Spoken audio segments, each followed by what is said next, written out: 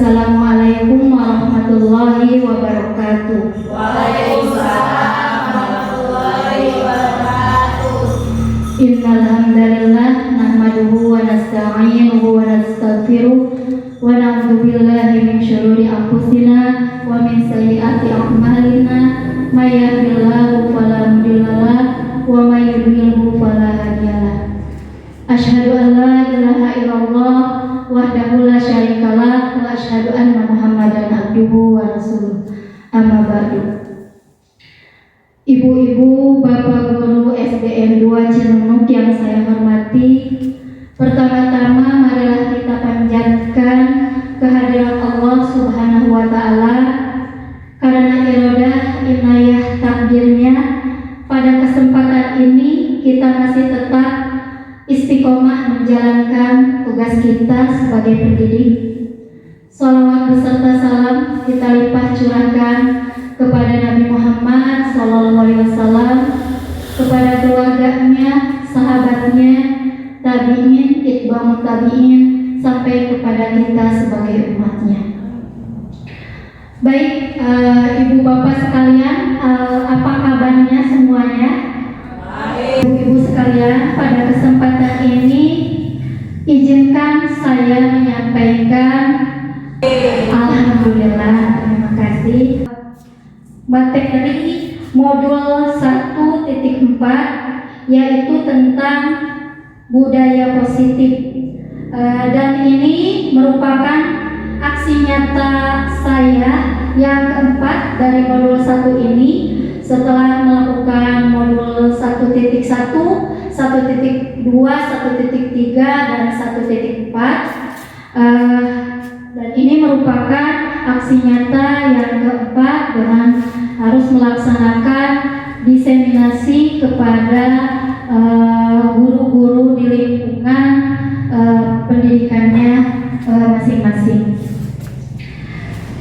Baik, terima kasih. Saya mulai saja dengan speaking terlebih dahulu ya. Siap ya Ibu? Ya. Kita mulai ya. Satu jari kanan, satu jari kiri, ku gabung menjadi dua, ku buat jembatan panjang. Dua jari kananku, dua jari kiri, ku gabung menjadi empat, ku buat kamera cekrek. Tiga jari kananku, tiga jari kiri, ku gabung menjadi enam, ku buat menara tinggi. Empat jari kananku, empat jari kiri, ku gabung menjadi delapan, ku buat telinga kelinci lompat. Lima jari kananku, lima jari kiri, ku gabung menjadi 10. Siap tepuk tangan. Oke, terima kasih. Menginjak kepada materi selanjutnya yaitu tentang diseminasi program guru penggerak modul 1.4 tentang budaya positif. Mungkin kita pernah mendengar kata budaya positif, ya. Apa yang dimaksud dengan budaya positif itu? Nah, di materi modul hari ini izinkan saya berdiri ya Ibu, Bapak sekalian. Di modul ini berisi dalam penyajian materi diseminasi tentang modul 1.4 budaya positif disajikan hal-hal sebagai berikut. Yang pertama, latar belakang, tujuan, eksplorasi konsep, aksi nyata, dokumentasi, serta refleksi. Dari latar belakang menyajikan hal-hal yang menjadi latar belakang pentingnya melakukan budaya positif di lingkungan pendidikan dalam upaya mewujudkan profil belajar Pancasila. Yang selanjutnya, tujuan mencakup berbagai hal yang menjadi target atau tujuan adanya diseminasi dalam upaya penerapan budaya positif di lingkungan pendidikan. Selanjutnya, eksplorasi konsep menjelaskan tentang konsep-konsep dalam budaya positif, aksi nyata menghimpun kegiatan-kegiatan yang terkait dengan pelaksanaan budaya positif di lingkungan sekolah, dokumentasi bukti-bukti pelaksanaan aksi nyata berupa foto dan video pelaksanaan budaya positif. Yang selanjutnya, refleksi menggambarkan keadaan sebelum, sedang, dan sesudah melakukan budaya positif di lingkungan sekolah. Nah, latar belakang dari modul 1.4 ini tentang budaya positif, menurut Ki Hajar Dewantara, bahwa pendidik itu diibaratkan seorang petani yang memiliki peran untuk merawat tanaman agar tumbuh dan berbuah dengan baik. Cara merawat tanaman tentu saja berbeda satu sama lainnya. Seorang pendidik harus bisa melayani segala bentuk kebutuhan metode belajar murid yang berbeda-beda sesuai dengan kodratnya.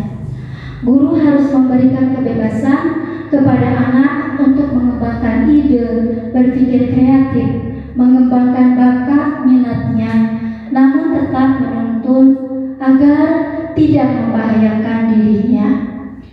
Membangun karakter murid dapat dilakukan dengan pembiasaan disiplin positif.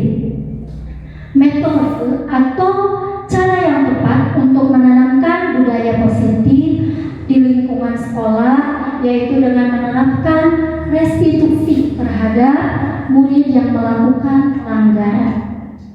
Dengan restitusi, murid dapat menyadari kesalahannya dan mencari solusi dari kesalahannya secara mandiri sehingga murid dapat kembali kepada kelompoknya dengan karakter yang lebih kuat. Jadi intinya bahwa pendidik itu diibaratkan seorang petani, ya, yaitu yang memiliki peran untuk merawat anak didiknya, ya, peserta didiknya, untuk bisa bertumbuh dengan berbuat baik. Nah, tentu saja cara mendidik anak itu, setiap anak itu memiliki karakter yang berbeda-beda, ya. Nah, seorang pendidik itu harus bisa melayani segala bentuk kebutuhan belajar murid sesuai dengan kodratnya, baik itu kodrat alam maupun kodrat zaman.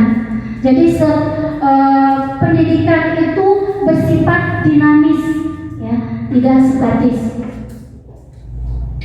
Selanjutnya, tujuan yang pertama yaitu menanamkan kesadaran terhadap pentingnya kedisiplinan sebagai bagian dari budaya positif. Menyusun keyakinan kelas secara terbuka dan kolaboratif. Nanti insya Allah saya akan juga menjelaskan apa itu keyakinan kelas. Melaksanakan keyakinan kelas secara baik, melaksanakan penyelesaian pelanggaran secara baik melalui segitiga restitusi, membentuk karakter yang baik dan mewujudkan merdeka belajar bagi murid sebagaimana yang dicetuskan oleh Pak Nadiem Makarim tentang kurikulum merdeka belajar. Nah, dari materi modul 1.4 ini akan disajikan 6 materi. Yang pertama, disiplin positif dan nilai-nilai kebajikan universal. Yang kedua, teori motivasi, hukuman dan penghargaan, restitusi. Yang ketiga, keyakinan kelas. Yang keempat, kebutuhan dasar manusia dan dunia berkualitas. Yang kelima, institusi tentang 5 posisi kontrol. Yang keenam, restitusi tentang segitiga restitusi. Baik Ibu Bapak sekalian, menginjak materi yang pertama, yaitu tentang disiplin positif dan nilai-nilai kebajikan universal. Apa sih yang dimaksud dengan disiplin positif itu, dan nilai-nilai kebajikan universal itu seperti apa? Nah, yang dimaksud dengan disiplin positif dan nilai-nilai kebajikan universal di sini, yang dimaksud dengan disiplin positif itu merupakan pendekatan mendidik anak untuk melakukan kontrol diri dan pembentukan kepercayaan diri anak. Disiplin berbeda sama sekali dengan hukuman, meskipun disiplin sering diterapkan dengan teknik hukuman. Selanjutnya, nilai-nilai kebajikan universal. Nilai kebajikan adalah sifat positif manusia yang bersifat universal, menurut dan lintas bangsa, suku bangsa, agama maupun latar belakang. Jadi intinya, disiplin positif ini adalah merupakan sebuah pendekatan mendidik peserta didik dengan melakukan kontrol diri. Walaupun tidak selamanya seorang pendidik itu, kita sebagai guru ya, tidak selamanya bisa mengontrol peserta didik kita ya, karena setiap diri peserta didik itu berbeda-beda karakternya, sifatnya. Disiplin positif dan nilai-nilai kebajikan universal. Nilai-nilai kebajikan universal itu merupakan nilai-nilai kebajikan yang disepakati bersama. Nah, ini yang perlu digarisbawahi. Nilai-nilai kebajikan universal merupakan nilai-nilai kebajikan yang disepakati bersama. Nilai-nilai kebajikan merupakan tujuan mulia yang ingin dicapai oleh setiap insan. Menurut Dr. William Glasser, seorang pendidik sekaligus seorang psikolog, beliau menyatakan bahwa setiap perbuatan itu memiliki suatu tujuan. Sedangkan menurut Diane Gosler mengemukakan bahwa dengan mengaitkan nilai-nilai kebajikan yang diyakini seseorang, maka motivasi dari dalam untuk dapat mencapai tujuan mulia yang diinginkan akan tercapai, yaitu motivasi dalam diri itu, motivasi internal atau intrinsik ya, yang kesadaran diri sendiri. Itu menurut Diane Gosler. Nah, yang dimaksud dengan nilai kebajikan di sini itu adalah yang kita juga sudah sering sekarang ya sudah mengenal, yaitu tentang profil pelajar Pancasila. Masih ingat dengan lagunya Ibu Bapak sekalian ya? Boleh kita bernyanyi supaya tegar gitu ya? Siap ya? Kita mulai ya. Satu, boleh berdiri, boleh berdiri. Ya, siap ya? 1, 2, 3. Pelajar Pancasila beriman dan bertakwa pada Tuhan Yang Esa dan berakhlak mulia, berkebinekaan global, gotong royong mandiri, kreatif dan bernalar kritis. Ayo sekali lagi Ibu ya, boleh ya? Sekali lagi siap? Siap ya. Sekali lagi mulai. Pelajar Pancasila beriman dan bertakwa pada Tuhan Yang Esa dan berakhlak mulia, berkebinekaan global,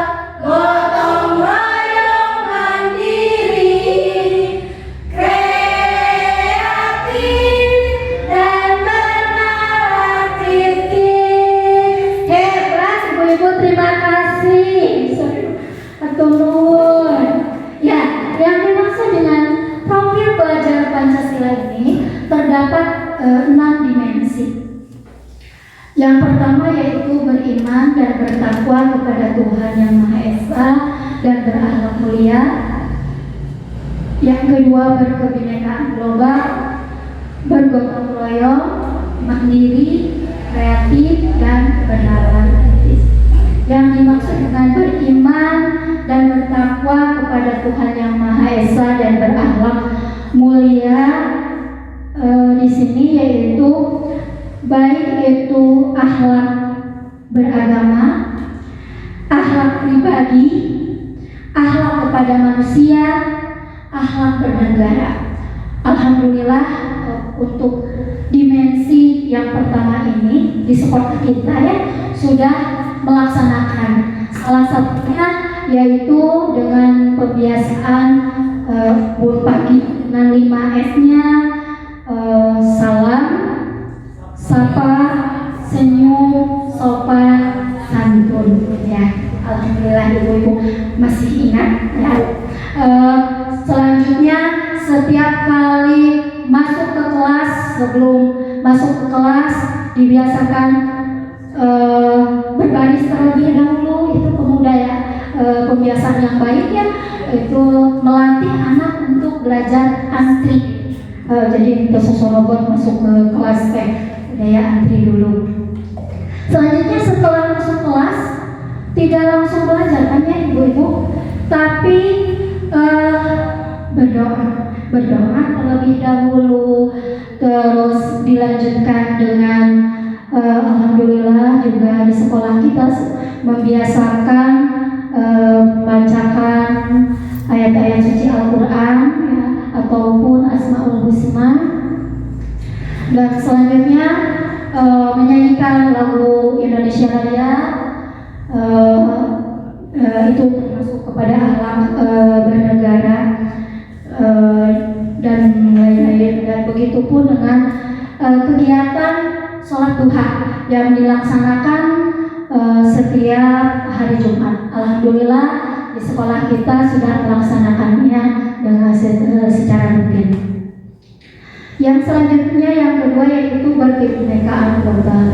Yang dimaksud dengan berkebinekaan global di sini yaitu mengenal dan menghargai budaya. Budaya setiap anak itu atau kebiasaan setiap anak itu berbeda-beda.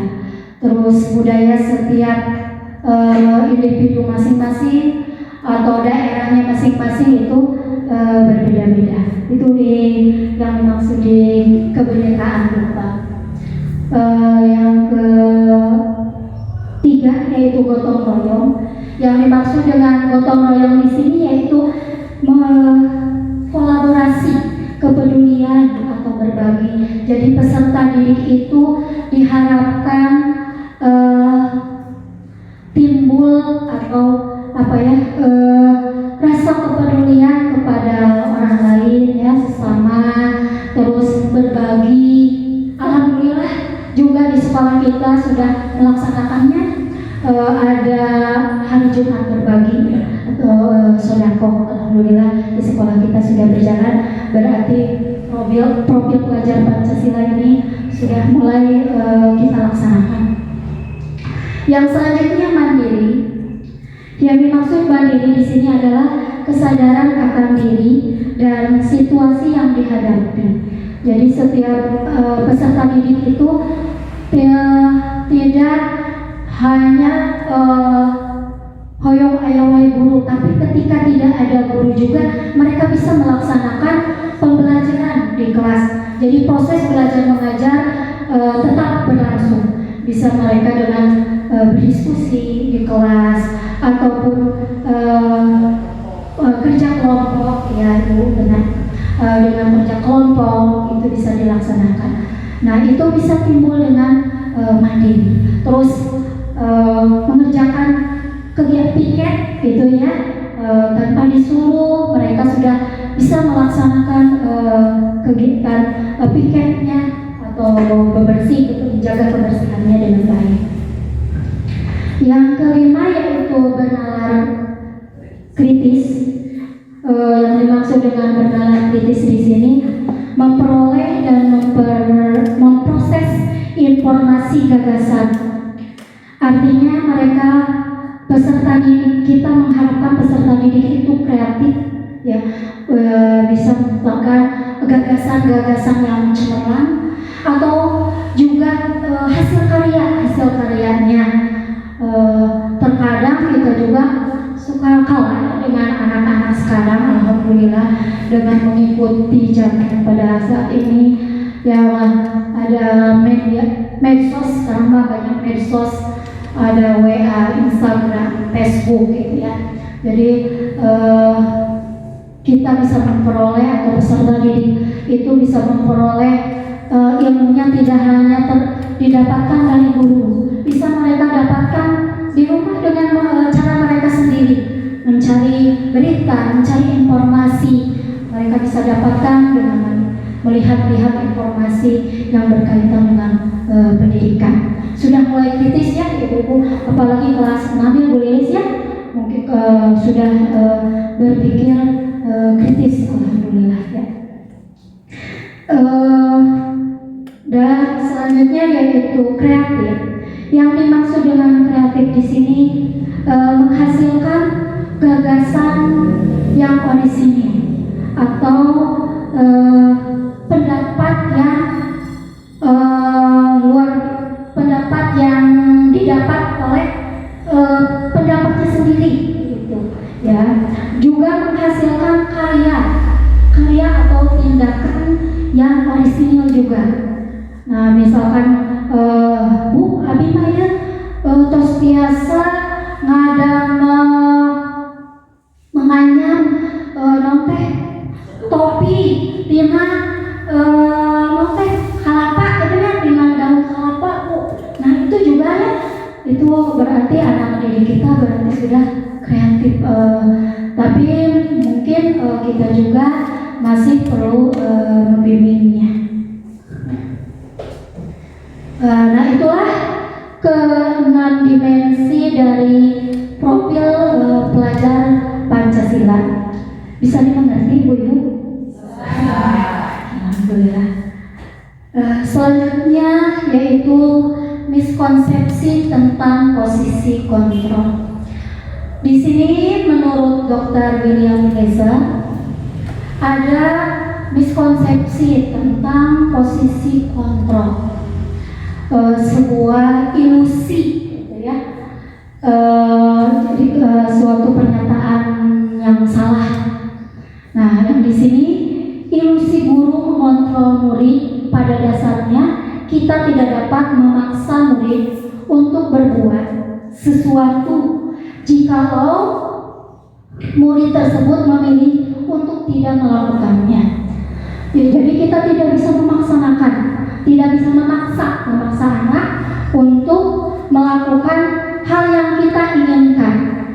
Nah, itu merupakan sebuah ilusi menurut pendapat Dr. William Glaser. Selanjutnya yaitu ilusi bahwa semua penguatan positif efektif dan bermanfaat. Penguatan positif atau bujukan adalah bentuk kontrol. Misalnya diiming-imingi, kalau nanti kalian sudah hafal perkalian, nanti ibu kasih permen atau apa ya. Nah itu bisa jadi kita si anak teh abi mah ngapalkeun rek engke si pupu guru di pasihan permen. Nah itu dari luar dirinya, bukan atas kesadarannya. Jadi itu juga merupakan sebuah ilusi atau pernyataan yang salah menurut William Glaser. Selanjutnya ilusi bahwa kritik dan membuat orang merasa bersalah dapat menguatkan karakter. Menggunakan kritik dan rasa bersalah untuk mengontrol murid menuju pada identitas gagal, seperti menghukum, ya. Sok lamun teu ngerjakeun tugas, oke ku ibu dihukum di depan, sambil bercincin gitu ya, atau disuruh membersihkan WC, gitu ya. Nah, itu juga merupakan sebuah ilusi. Selanjutnya, ilusi bahwa orang dewasa memiliki hak untuk memaksa. Banyak orang dewasa yang percaya bahwa mereka memiliki tanggung jawab untuk membuat murid-murid berbuat hal-hal tertentu. Nah, ini adalah pernyataan-pernyataan yang salah atau sebuah ilusi menurut Dr. William Glasser tentang posisi kontrol seorang guru ya.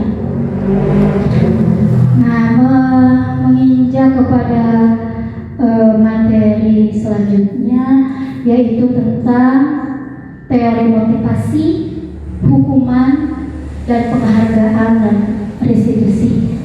Nah, di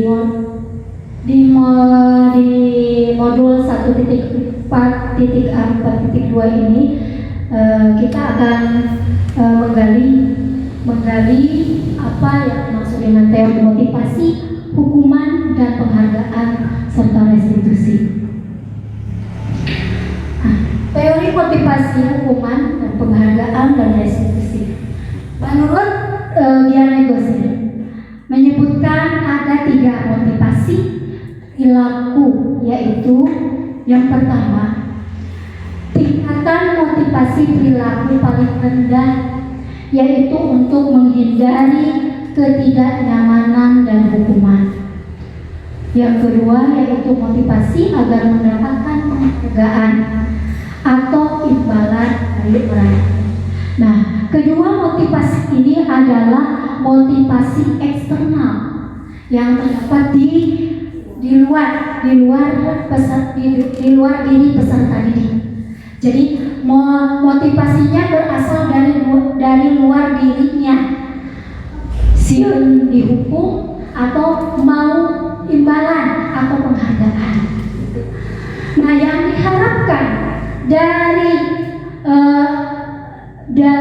program guru penggerak ini, bahwa yang menyangkut tentang motivasi ini adalah motivasi yang ketiga ini, yaitu motivasi untuk menjadi orang yang mereka inginkan dan menghargai diri sendiri dengan nilai-nilai yang mereka percaya. Kalau kita menghafal, kalau kita belajar, berarti kita akan bisa, akan pandai. Nah, seperti itu ya. Jadi timbul dari dalam dirinya sendiri, bukan atas paksaan, siang dihukum atau mau penghargaan. Seperti halnya kita ketika mengajar atau ketika ke sekolah,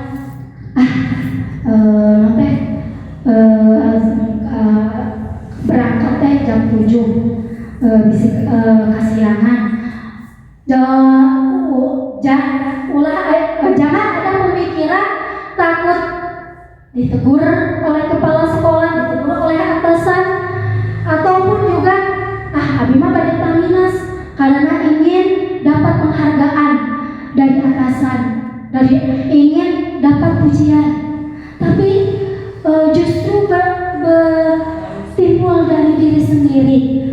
Abi mah pada aya atasan, pada dinilai kumaha oke. Abi mah ngalaksanakeun tugas sesuai dengan tugas kita tentang disiplin, baik ada atasan maupun tidak ada, datang tepat waktu, itu yang diberi hukuman atau diberi penghargaan, itu tidak jadi masalah. Yang penting kita sudah menjalankan tugas kita dengan baik, laksanakan proses belajar mengajar juga dengan baik. Nah, itu teori motivasi hukuman, motivasi menurut yang Glasser. Selanjutnya, hukuman dan penghargaan. Hukuman dengan restitusi sangat berbeda. Pada hukuman, siswa memiliki tekanan psikologi karena membuat anak semakin lebih merasa bersalah. Dan antara masalah yang dibuat dengan hukuman yang diberikan tidak relevan, bahkan cenderung menyakiti fisik maupun psikis anak. jadi benang psikisnya gitu ya, ketika anak dihukum jadi minder ya, jadi mungkin udah ibu tadi oke disetrap mau sekolah deui sieu disetrap, mungkin seperti itu ya. Terus untuk itu dalam pendidikan di era sekarang ini sangat dianjurkan ketika menerapkan hukuman itu menerapkan restitusi dalam menangani setiap permasalahan yang telah dilakukan anak agar si anak dapat terus memperbaiki segala kesalahannya. Jadi kalau dengan restitusi ini anak bisa mencari solusi dengan caranya sendiri, menemukan solusinya sendiri, walaupun masih dengan bimbingan kita sebagai guru. Nah, yang dimaksud dengan restitusi di sini proses menciptakan kondisi bagi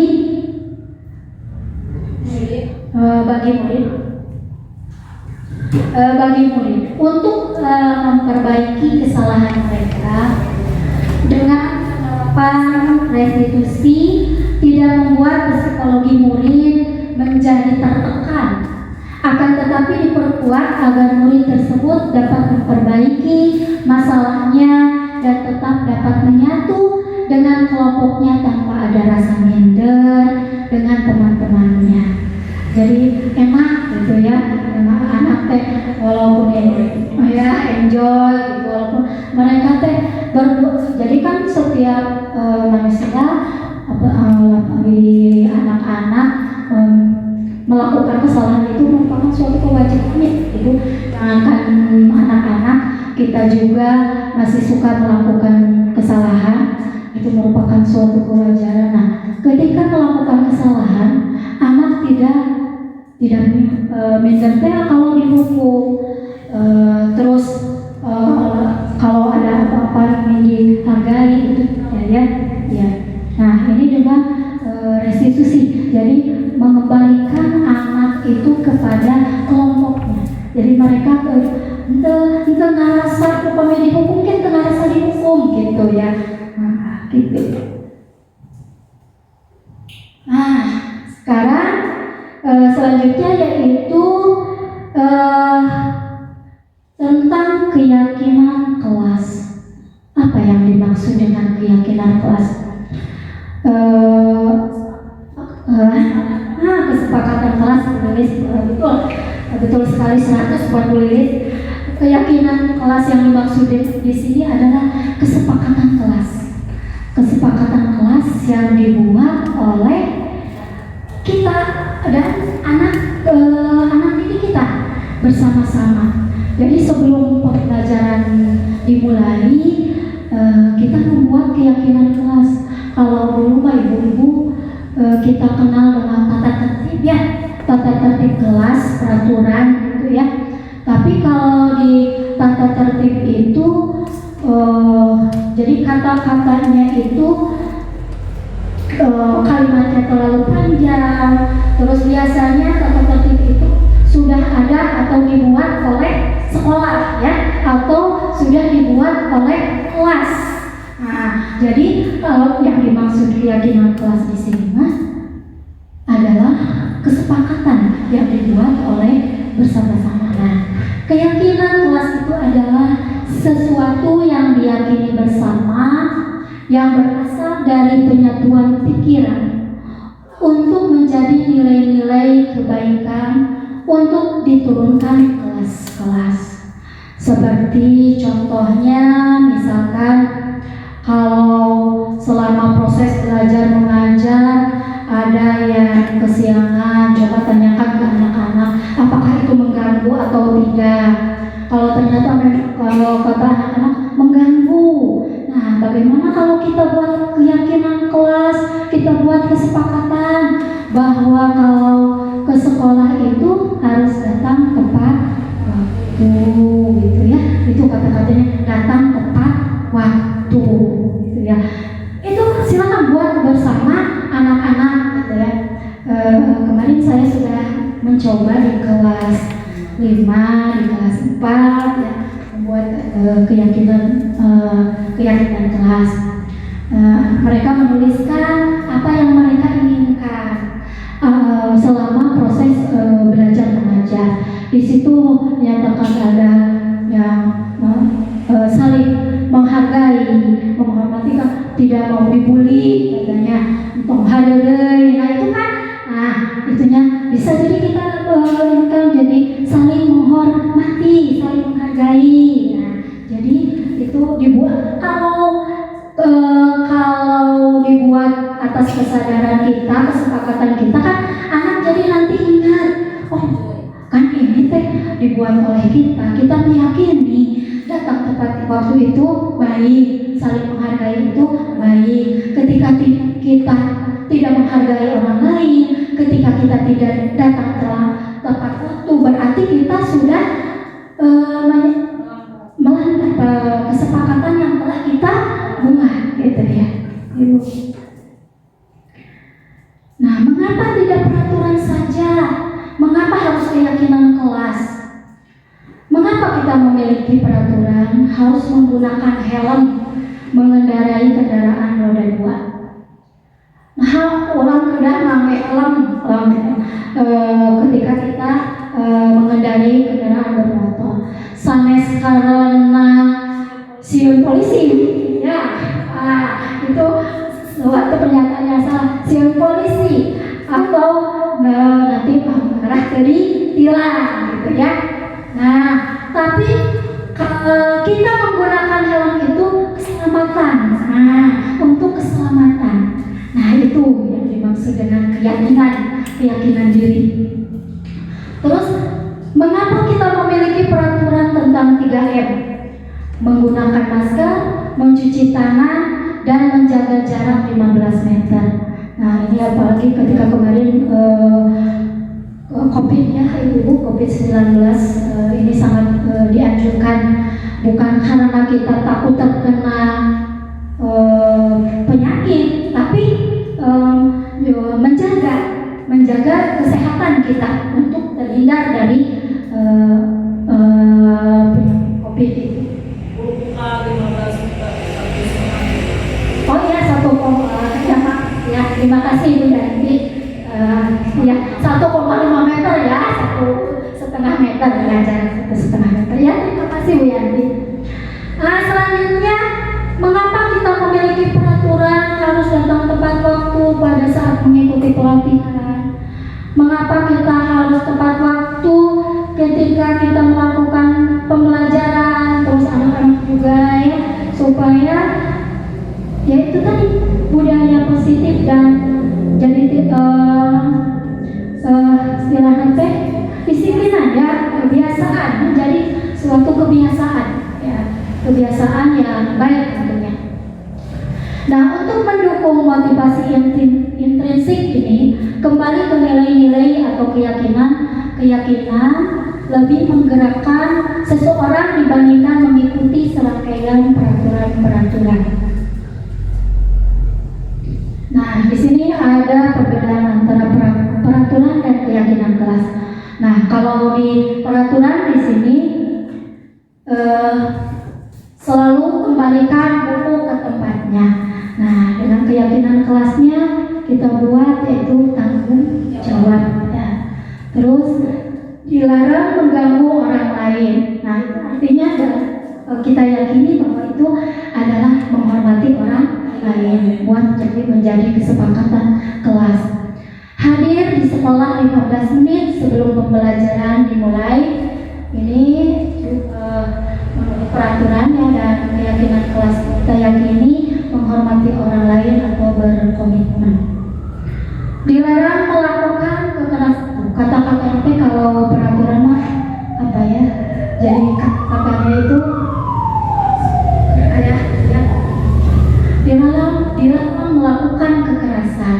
Nah, kalau keyakinan kelas kan keselamatan, menghormati orang lain, ya.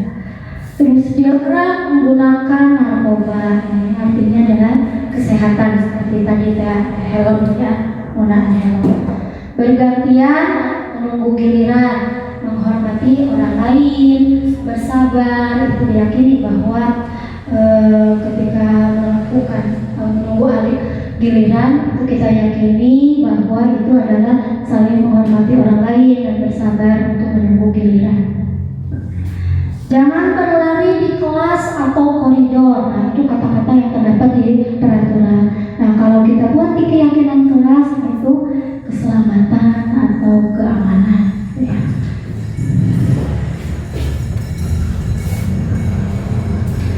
Nah, itu mungkin tadi bisa dimengerti ibu-ibu.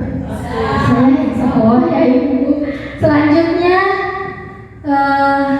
kebutuhan dasar manusia dan dunia berkualitas. Apa saja itu kebutuhan dasar manusia? Terdapat 5 kebutuhan dasar manusia yang harus dipenuhi agar memperoleh kehidupan yang sejahtera, termasuk murid pada usia sekolah dasar, anak didik kita ya tentunya. Kebutuhan dasar manusia menurut William Blazer dalam Choice Theory bagi 5, yaitu antara lain kebutuhan untuk bertahan hidup, survival. Yang kedua kasih sayang dan rasa diterima, love and belonging. Yang ketiga kebebasan, freedom. Yang keempat kesenangan, fun. Dan kelima yaitu penguasaan atau power. Nah, ini adalah 5 kebutuhan dasar kebutuhan dasar manusia yang harus dipenuhi. Nah, ketika anak melanggar atau berbuat kesalahan, coba kita lihat ada tidak, mungkin itu ada kebutuhan dasarnya yang tidak terpenuhi. Mungkin salah satunya kebutuhan bertahan hidup, kasih sayang. Misalkan di kelas teh mundutan, nah ibu-ibu teh harus ya, nah bermundutan gitu ya. Kenapa ya terus ya kenapa mundutan? Atau misalkan ada yang tidak mau bermain dengan yang lainnya, itu juga perlu ditanyakan. Misalkan ya terus ya bu ya, terus bu, nah benar, bu jam sabaraha gitu ya. Nah itu mungkin ada kebutuhan dasar yang tidak terpenuhi di rumahnya, mungkin kurang diperhatikan, ya berarti itu butuh kasih sayang, belonging, rasa kasih sayang dari kita sebagai pengganti orang tua ya. Mungkin itu ada udah teh nah terus ingin diperhatikan lah, mau di kelasnya sok berbuat kegaduhan atau mau, nah itu ibu teh mau diperhatikan teh sok berbuat sesuatu yang tidak kita inginkan gitu. Nah oh ternyata di rumahnya seperti ini gitu ya. Terus juga kebebasan juga merupakan suatu kebutuhan. Ketika anak mau belajar, buatlah belajar dan di kelas wae, sekali-kali mah ayo di luar gitu. Oh boleh, silakan, ayo gitu ya. Tapi bukan berarti keluar bebas dengan sebebas-bebasnya ya. Ada batasan ketika kita memberikan kebebasan. Nah mungkin di kebebasan di sini di kurikulum ini yaitu merdeka belajar ya ibu. Selanjutnya kesenangan, apalagi anak-anak kita masih banyak dibutuhkan kesenangan atau fun. Nah misalkan di kelas permainan ibu ya seperti tadi speaking lah apa gitu di kelas teh tong serius wae gitu ya, anak itu dibuat enjoy, dibuat senang ya. Dan selanjutnya penguasaan ya dari sepupu itu mah awet anom. Nah perbedaan hukuman, konsekuensi dan restitusi. Konsekuensi memberikan pilihan jalan keluar kepada pelanggar. Nah kalau konsekuensi ini memberikan pilihan jalan keluar kepada pelanggar. Terus pemberian konsekuensi hendaknya relevan dengan tindakan pelanggaran yang dibuat. Restitusi memberikan pilihan alternatif yang bisa dipilih pelanggar agar dapat menyelesaikan masalah. Restitusi memberikan suatu kesempatan bagi pelanggar untuk menghindari suatu hukuman karena guru perlu berbaik hati kepada pelanggar. Konsekuensi senantiasa memberikan pelajaran kepada para pelanggar dengan membujuknya agar mengikuti perintah. Teori motivasi perilaku manusia. Nah, tadi juga sudah disinggung ya. Jadi motivasi itu ada motivasi eksternal dan ada motivasi internal. Nah, yang pertama untuk menghindari ketidaknyamanan atau hukuman. Nah, ini termasuk kepada tadi sudah diterangkan bahwa ini termasuk kepada motivasi eksternal. Apa yang akan terjadi apabila saya tidak melakukannya ketika dihukumnya? Yang kedua juga masih motivasi eksternal, itu untuk mendapatkan imbalan atau penghargaan dari orang lain atau institusi. Nah, kata-katanya biasanya apa yang akan saya dapatkan apabila saya melakukannya. Jadi kalau orang benar-benar diajar datang tepat waktu, orang kayak dapatkan, itu motivasi dari eksternal. Yang selanjutnya, ini adalah motivasi yang diharapkan dari program ini, yaitu motivasi internal atau motivasi intrinsik dari dalam diri sendiri untuk menghargai diri sendiri. Saya akan menjadi orang yang seperti apa bila saya melakukannya. Jadi ini berasal dari diri sendiri ya. Tujuannya yaitu disiplin positif. Nah, ini adalah motivasi internal atau intrinsik. Jadi ada ekstrinsik dan intrinsik. Nah, bahwa penghargaan berlaku sama dengan hukuman dalam arti meminta atau membujuk seseorang melakukan sesuatu untuk memenuhi suatu tujuan tertentu, dan orang yang meminta atau membujuk dorongan eksternal dan akan ada faktor ketergantungan. Yaitu beberapa dampak dari pemberian penghargaan ini menurut Alficon, yaitu dihukum oleh penghargaan, pengaruh jangka pendek dan jangka panjang, penghargaan menghukum, penghargaan mengurangi ketepatan, penghargaan tidak efektif, penghargaan merusak hubungan, penghargaan menurunkan kualitas, penghargaan mematikan kreativitas, penghargaan juga mengurangi motivasi intrinsik. Nah, bentuk program kebajikan atau apresiasi. Dalam memberikan apresiasi atau penghargaan atau pengakuan, perlu diingat beberapa hal. Beri pengakuan secara khusus, beri pengakuan secara pribadi, beri pengakuan kepada semua murid secara bergantian, beri pengakuan secara konsisten, fokus pada proses. Jadi ulah kak, gitu. Ya ibu, sambil kasadayana jadi bergiliran. Mau gitu teh pilih kasihnya ibu. Ya, jadi disamakan gitu sama-sama. Nah, bentuk program kebajikan atau apresiasi ini seperti ada pada pembuka atau nilai kebajikan dan nilai situasi seperti ini. Pada pembuka kemarin saya perhatikan, nah, nilai kebajikannya rasa empatimu besar sekali. Nah, ini pada situasi seperti apa? Pada saat menolong murid baru, pada saat menolong murid baru di kelas kita. Misalkan ayah menolongnya, nah berarti ibu kemarin perhatikan kamu bahwa kamu berbuat baik, gitu ya. Terima kasih. Terus saya menghargai kepedulianmu. Nilai kebajikannya yaitu kepedulian. Situasinya pada saat kamu membantu teman-temanmu di tugas kelompok. Terima kasih. Nah, ucapan terima kasih.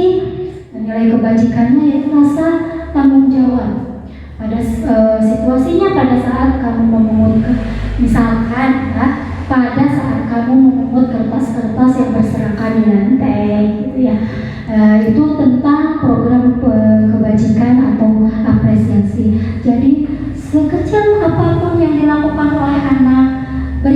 apresiasi atau penghargaan.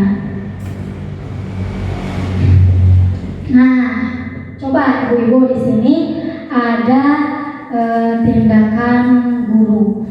Ini termasuk hukuman atau konsekuensi kira-kira ya. Nah, yang pertama, mencatat 100 kali di dalam buku kalimat saya tidak akan terlambat lagi karena terlambat ke sekolah. Hukuman atau konsekuensi? Hukuman. Yang kedua, nah, lari mengelilingi lapangan basket 2 kali karena terlambat hadir di sekolah. Hukuman atau konsekuensi? Yang ketiga, murid diminta untuk push up 15 kali karena tidak menggunakan masker ke sekolah. Tadi kan ada hukuman dan konsekuensi itu berbeda ya. Terus menggantikan kertas tugas teman yang telah dicoret-coret. Nah, ya. Membersihkan tumpahan air di meja tulis karena tersenggol pada saat belajar. Murid disuruh untuk mengenakan sepatu seharian di sekolah karena tidak mengenakan sepatu hitam. Terus ya, yang terakhir lari mengelilingi lapangan basket 2 kali karena terlambat 10 menit untuk pelajaran PJOK. Nah, ketika Bu Yati misalkan anak-anak ada yang terlambat, sok disuruh mengelilingi lapangan. Nah, itu hukuman atau konsekuensinya. Coba kita lihat. Nah, ini mencatat 100 kali di dalam buku kalimat saya tidak akan terlambat lagi karena terlambat ke sekolah, itu merupakan hukuman ya. Karena anak terus ngayukan, nuliskan, mencatat di dalam bukunya 100 kali, bukan itu ngayukan sedikit hukuman. Lari mengelilingi lapangan basket, itu juga hukuman. Murid meminta untuk push up 15 kali karena tidak menggunakan masker sekolah, itu juga hukuman.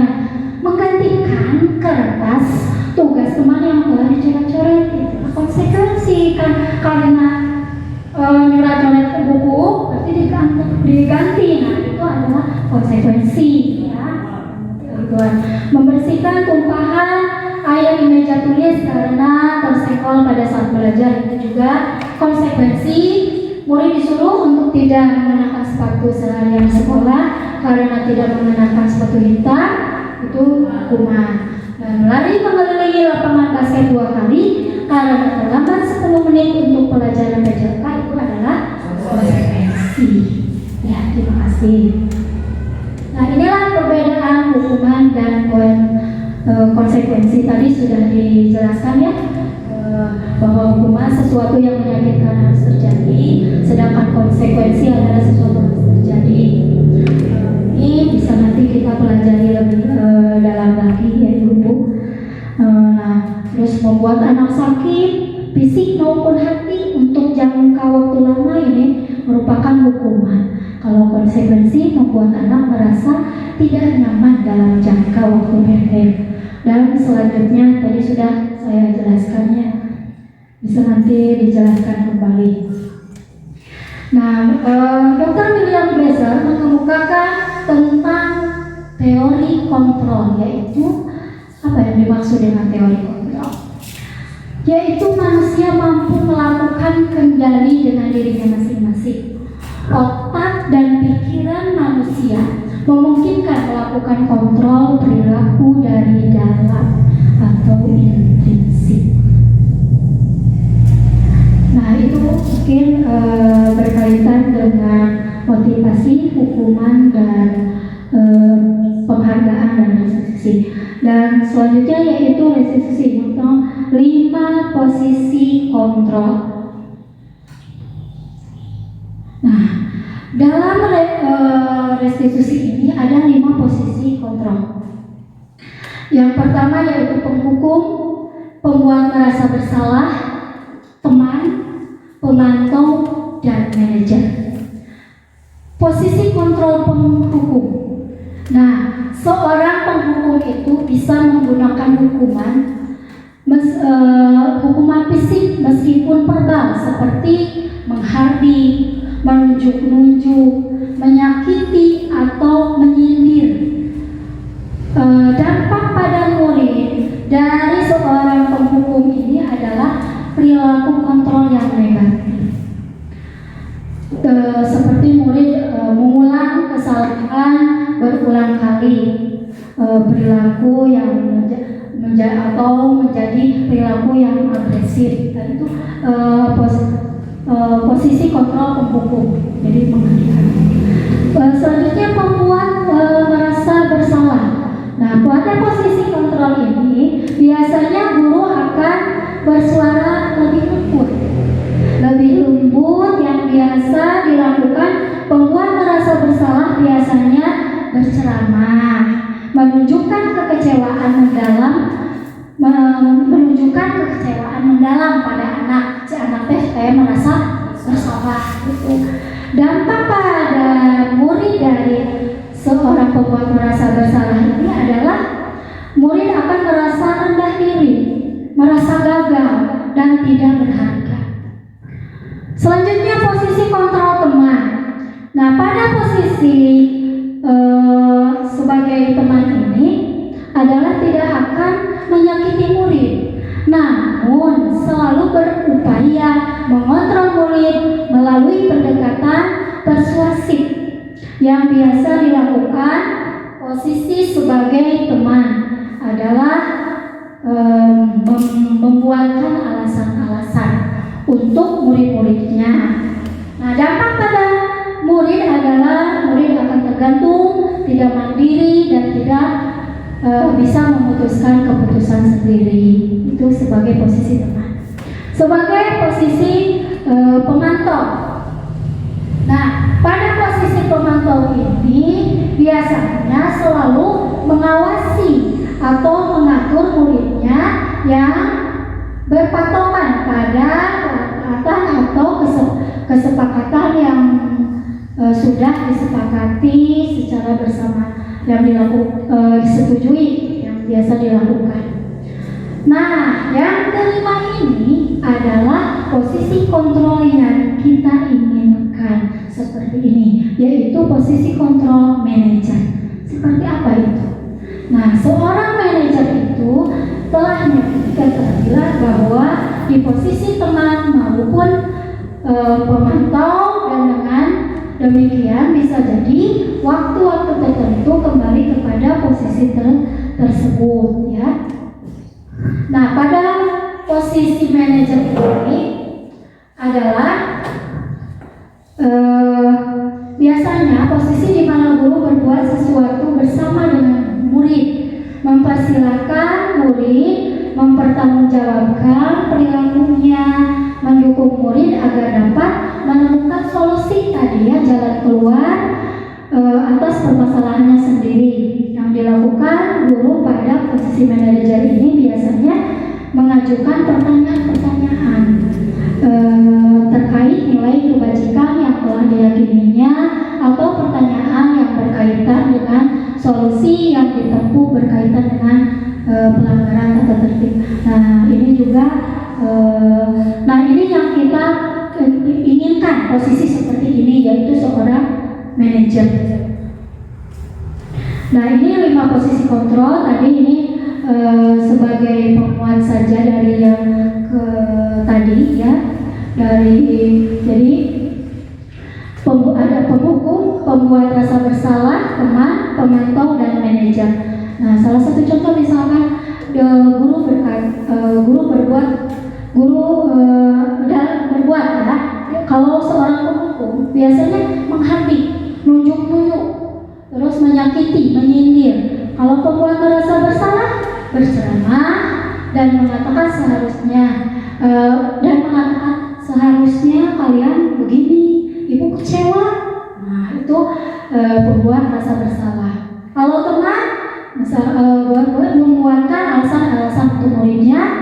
Nah, pemantau menghitung dan mengukur kesalahannya. Yang selanjutnya manajer itu mengajukan pertanyaan-pertanyaan. Jadi ditanya alasannya. Kalau misalkan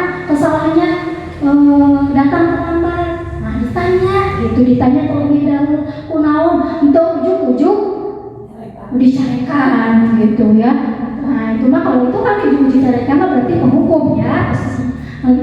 Tanya dulu kenapa gitu ya, kenapa dengan mengajukan beberapa pertanyaan. Nanti selanjutnya, nah nih ada kata saya kecewa sekali dengan kamu. Nah ini adalah posisi kontrol pembuat orang merasa bersalah. Terus kamu tidak pernah benar melakukannya, itu hukum. Ayolah lakukan demi ibu atau bapak. Nah, itu posisi kontrol sebagai teman. Apakah kamu mau mendapatkan stiker bintang hari ini? Nah, itu adalah posisi kontrol pemantau. Nah, kalau manajer, bagaimana kamu bisa menyelesaikan masalah ini? Nah, ketika terlambat tadi, bagaimana supaya kamu tidak datang terlambat lagi? Misal tidur lebih awal atau tidak menonton TV terlalu malam, gitu ya. Tidak kata anak-anak punya HP wae, gitu ya. Itu jadi mengajukan pertanyaan. Nah ini kita saksikan ada beberapa posisi kontrol.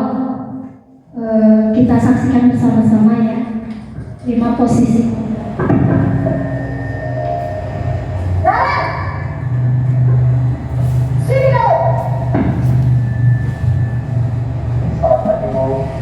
Selalu terlambat. Kamu deh pasti terlambat. Maaf Bu, saya Apa? Apa coba? Alasan kamu apa lagi? Kapan sih kamu tidak terlambat?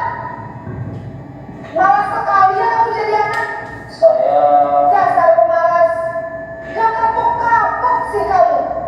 Sudah berapa kali terlambat? Sana, kamu keliling lapangan basket 2 kali. kenapa saya harus berjalan basket Bu? Kenapa? Kamu melawan ibu? Berani-beraninya jawab. Sudah terlambat, masih berani jawab pula. Sekarang, keliling lapangan basket 5 kali sekalian. Biar kapok. Cepat. Pergi sana ke lapangan basket. Nah ini posisi apa ibu kira-kira? Penghukum ya, itu ya.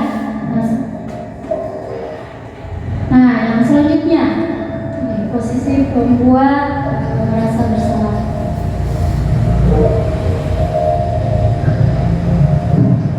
Kita bisa melihatnya perbedaannya ya.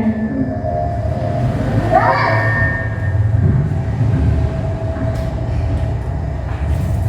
Selamat pagi Bu. Naren! Kamu kenapa terlambat lagi, nak? Ya Tuhan, Naren. Kamu senang ya bikin ibu susah ya? Kalau kamu terlambat lagi, nanti ibu yang ditegur bapak kepala sekolah, nak. Disangka ibu tidak bisa membina kamu. Duh, gimana ini? Maaf Bu, Duh, Gusti Naren. Kamu suka ya kalau ibu tegur bapak kepala sekolah? Terus, sekarang ibu harus tulis apa ini buku absen? Ini kamu sudah sering terlambat loh. Ibu harus apa coba? maaf Bu, maaf sekali. Ya sudah, lain kali jangan bikin ibu susah lagi anak ya. Ibu tidak akan kuat lagi kalau kamu begini terus. Bisa jantungan kalau ibu tegur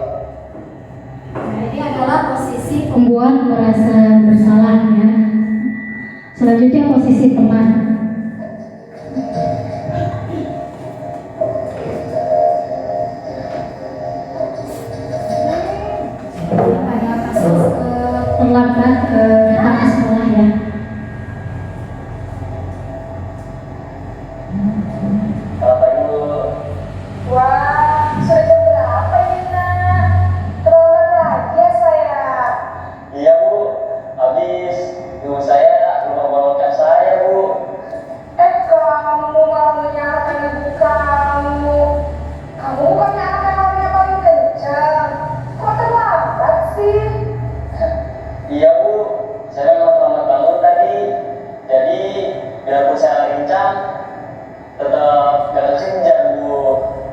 Ya sudah sana, nanti lain kali larinya lebih kenceng lagi ya, biar gak terlambat lagi. Bikin serem ibu, demi ibu. Bisa kan? Bisa lah Bu. Ya sudah sana masuk kelas.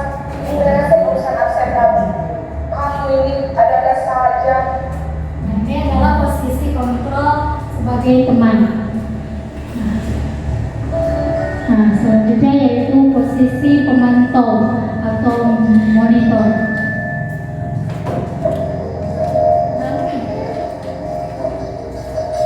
Kemarin. Naren!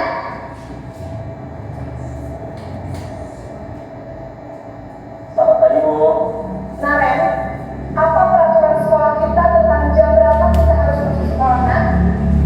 Kita harus di sekolah jam 7 Bu.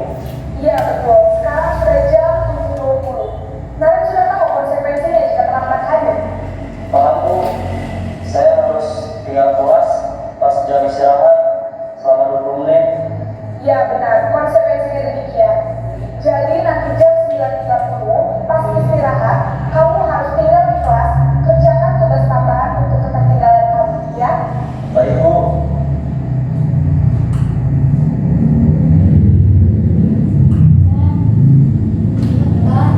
Posisi manajer. Nah, posisi seperti ini yang kita inginkan atau yang seharusnya. Naren!